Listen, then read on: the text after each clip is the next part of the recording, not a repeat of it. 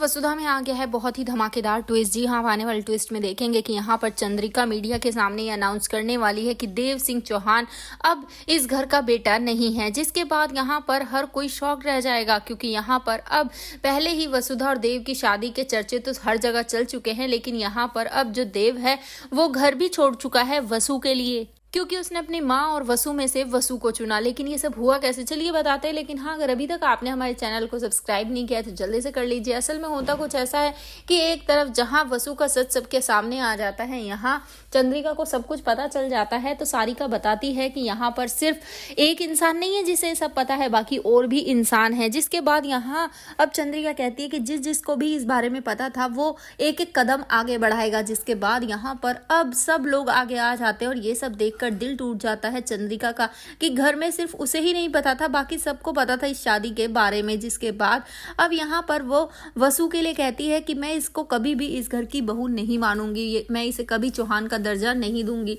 और अगर किसी को इससे मतलब रखना है तो रखे, लेकिन मुझे कोई मतलब नहीं रखना है। जिसके बाद वो देव से कहती है कि इसे लो और यहाँ से निकल जाओ और दोबारा अपनी शक्ल मत दिखाना।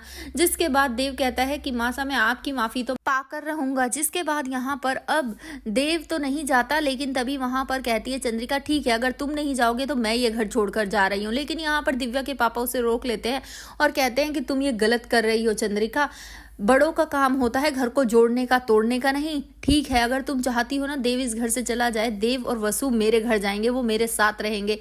वसु को तो मैं पहले ही बेटी मान चुका हूँ और अब मैं देव को भी अपने घर लेकर जा रहा हूँ। लेकिन देव मना कर देता है हाथ जोड़कर और कहता है कि नहीं, मैं नहीं जाऊंगा। जिसके बाद चंद्रिका कहती है कि तुम्हें मुझ में और इस वसु में से किसी एक को चुनना होगा। जिसके बाद यहाँ पर वो कहता है मैं वसु को चुनता हूँ। यहाँ पर अब इसके बाद चंद्रिका धक्के मारकर उन लोगों को घर से बाहर फेंक देती है। जिसके बाद अब वो मीडिया में अनाउंस करेगी कि देव सिंह चौहान से अब उसका कोई भी रिश्ता नहीं है, अब उसका कंपनी में कोई शेयर भी नहीं है और कुछ भी नहीं है। जिसके बाद अब देखना काफी धमाकेदार होगा कि आखिर कैसे सब लोग मिलकर मनाते हैं चंद्रिका को। आप हैं कितने एक्साइटेड आने वाले ट्विस्ट के लिए, हमें कमेंट करें। ऐसी खबरों से जुड़े रहने के लिए हमारे चैनल को जरूर सब्सक्राइब कर लें।